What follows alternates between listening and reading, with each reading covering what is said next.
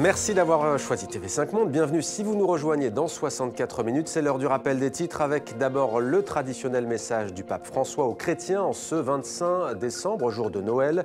Dans sa bénédiction Urbi et Orbi à la ville et au monde, le chef de l'Église catholique a condamné les persécutions des minorités, notamment chrétiennes, au Proche-Orient. Il a également pris la défense des enfants de Syrie, d'Irak, de Gaza ou encore du Nigeria.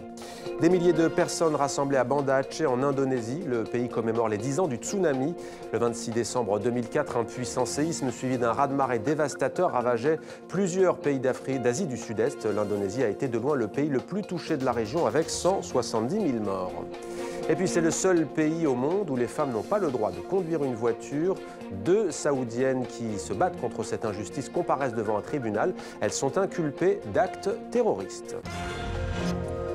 Nous sommes ensemble depuis un peu plus d'une heure. Voici l'essentiel de 64 minutes préparé par David Gilberg et Corinne Lannoy. Je demande qu'ils regardent nos frères et nos sœurs d'Irak et de Syrie, qui depuis trop de temps souffrent des effets du conflit en cours. Les chrétiens de Mossoul en savent quelque chose, eux qui en juin dernier ont été contraints de fuir par milliers pour sauver leur peau. Les djihadistes de l'État islamique leur avaient donné quelques heures pour se convertir à l'islam ou se préparer à mourir.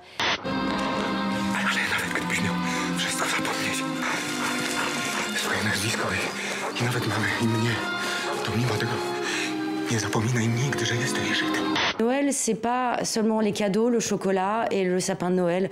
C'est un moment de réflexion et je pense que c'est ça qu'il faut aller découvrir dans ce film. On peut se poser 2 minutes et se dire mais moi d'où je viens, quelle est mon identité, quelles sont mes origines. Au Mexique, les festivités de Noël ont un goût amer cette année pour les proches des 43 étudiants disparus et vraisemblablement assassinés à Iguala dans l'état de Guerrero.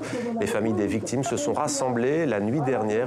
Noël, c'est pas simplement un petit bébé dans une crèche, mais c'est aussi une lumière. Je dirais que j'ai rencontré, cette lumière a fait ce que je suis aujourd'hui. Quelqu'un qui est en tout cas né de nouveau, quelqu'un qui a été transformé, quelqu'un aussi qui aujourd'hui change de regard, de vision aussi sur le monde et un Dieu qui m'a appris à aimer aussi tout homme de toute race et de toute condition. Le gouvernement algérien qualifie le phénomène néo-évangélique de néfaste. Il a adopté une loi qui punit le prosélytisme de peine de prison. Les églises la dénoncent comme une épée de Damoclès au-dessus de leur tête. Les églises évangéliques, la doctrine évangélique est la religion qui se diffuse le plus au monde au détriment de l'église catholique, nous l'oublions pas, de l'église orthodoxe, du judaïsme, de l'islam, du bouddhisme et de l'hindouisme. En faisant comparaître devant un tribunal Loujaïna Tloul et Maïssa Al-Hamoudi, le royaume espère mettre un coup d'arrêt au mouvement d'émancipation des femmes saoudiennes. Un mouvement qui passe depuis plusieurs années par le fait de braver l'interdiction de prendre le volant. Donc j'avais envie de parler de cet isolement au sein d'un groupe, en particulier les femmes qui n'ont pas le droit à la parole, et ce qu'on met en scène d'une manière peut-être très jolie et assez édulcorée par rapport à ce qu'est la réalité.